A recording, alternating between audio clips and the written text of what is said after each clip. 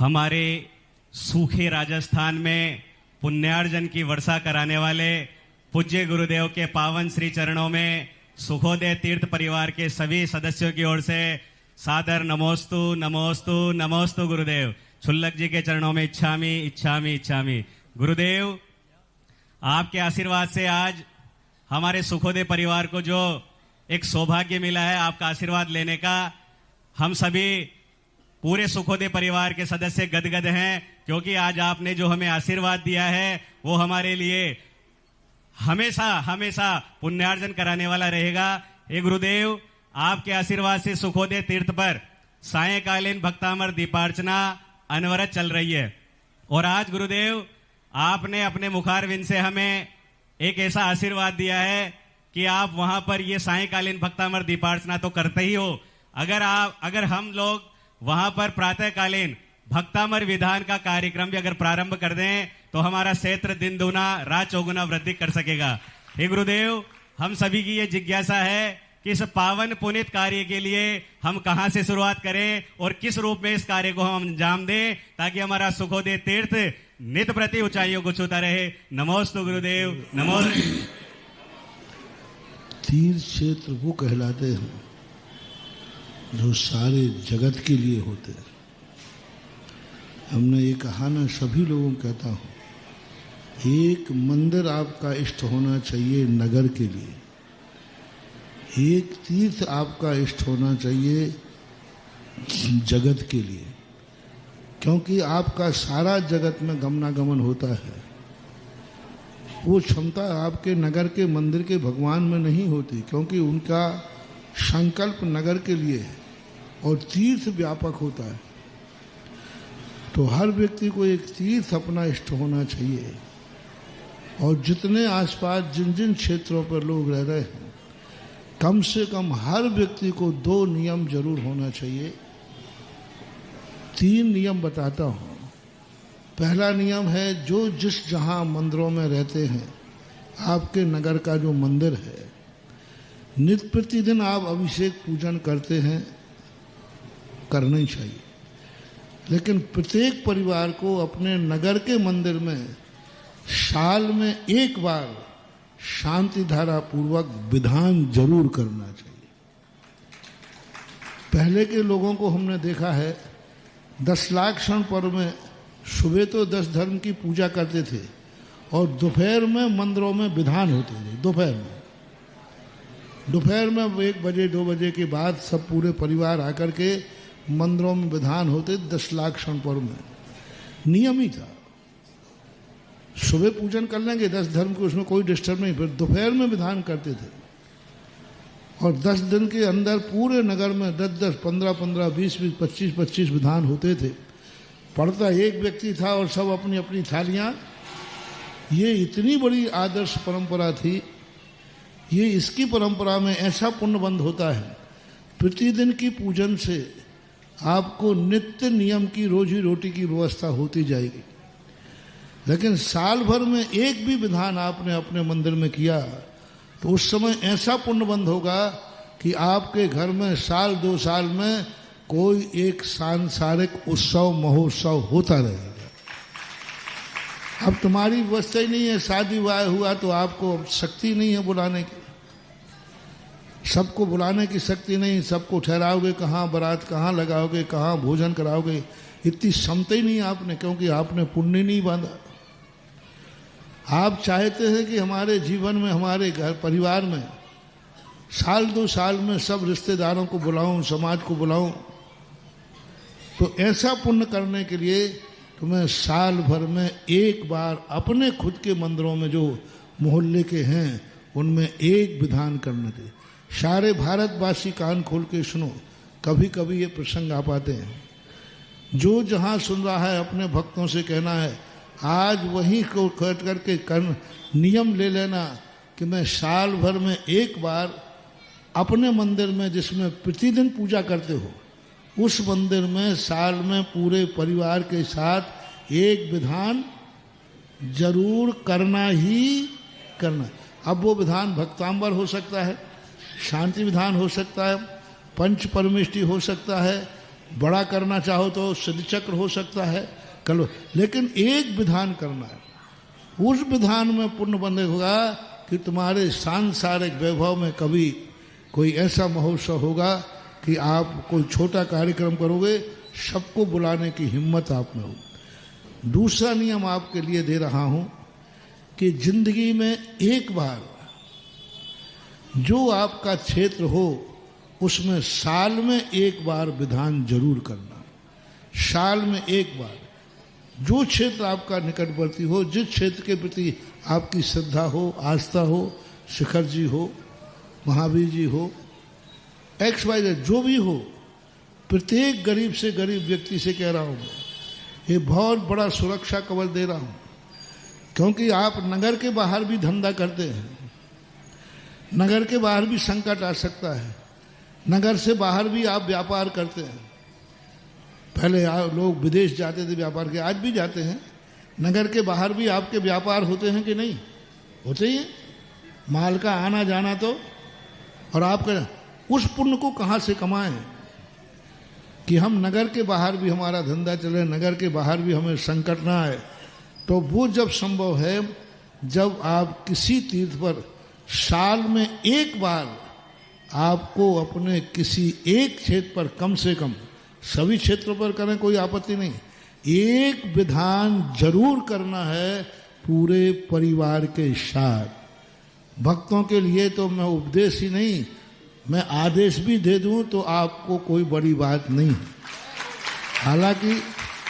हालांकि हमारे अपने भक्तों पर विश्वास ये है कि मेरे उपदेश को ही वो आदेश मान लेते, अक्सर कर देखा मैंने। फिर भी साल भर में एक बार, बार बार नहीं कह रहा हूं, एक बार। तीसरा पॉइंट आपको देता हूं, जिंदगी में मरने के पहले एक विधान वो करना है, बड़ा विधान, जिसमें सारे रिश्तेदार आए। जो तुम्हारे शादी विवाह में जितनी व्यवहार की लिस्ट है, होती ना लिस्ट शादी विवाह की व्यवहार की, वो लिस्ट रख करके सबको बुलाना अनिवार्य है, आना जरूर है। एक विधान पूरे रिश्तेदारों के साथ, अपने व्यवहारी ग्राहकों के साथ, जो भी तुम्हारे संबंध है, सबको बुला करके मरने के पहले एक विधान जरूर करना है हर व्यक्ति। क्योंकि इस जिंदगी में आपके बाद रिश्तेदार कभी एक दो बार तो इकट्ठे हो ही जाते होंगे। वो संसार के कार्य से हुए, परमार्थ के कार्य से। जैन दर्शन और वैष्णव दर्शन में एक सबसे बड़ी कॉमन बात हमने देखी, हर राजा के लिए उनके गुरु ने कहा, तुमने राज्य किया है पूरी जनता के ऊपर और तुमने हुकूमत चलाई है जनता के ऊपर, जनता से टैक्स लिया है। अब एक काम ऐसा करो कि पूरी जनता को बुला करके एक यज्ञ करो। जो राजा यज्ञ किए बिना मर जाता है वो जनता का ऋणी होता है। आज राजा है, कल दास होता है।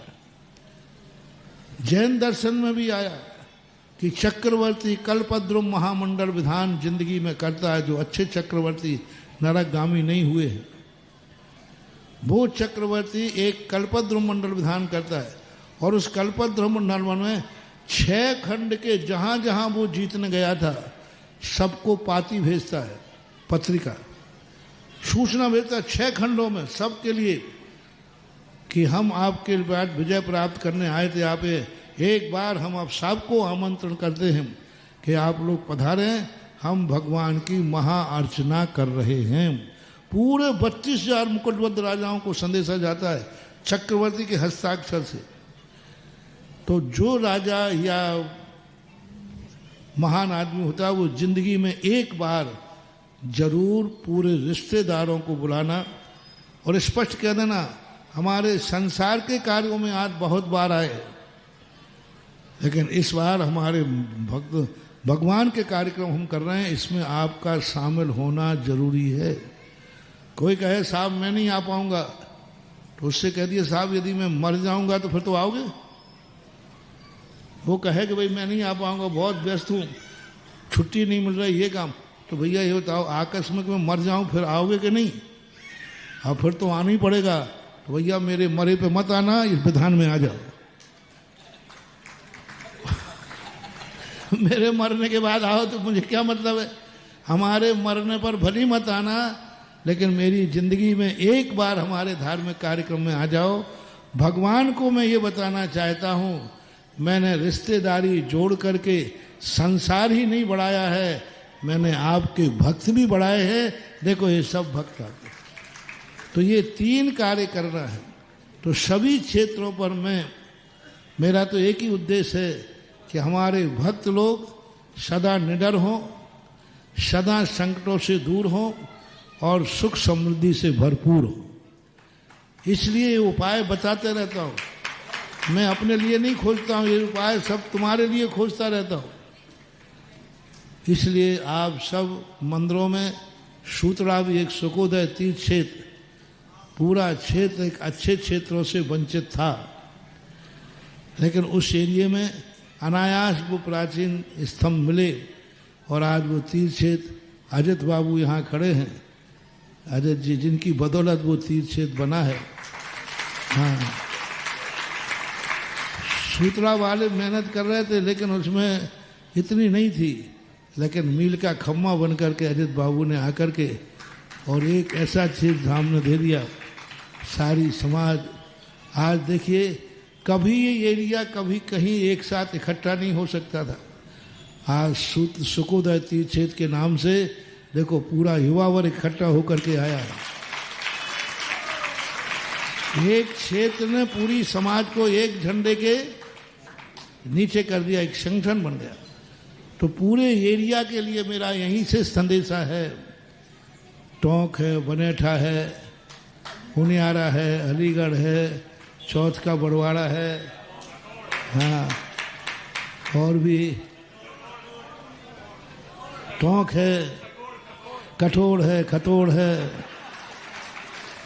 बहुत सारे गांव आसपास, सब लोगों को, सब और भारतवर्ष के लोगों को कि सुखोदय तीर्थ क्षेत्र में एक ऐसा असीमकालीन भक्तांबर चालू करो जो साल भर में एक परिवार अपने परिवार के साथ आकर भक्तांबर, मुनि सुब्रत नाथ भक्तांबर विधान करे।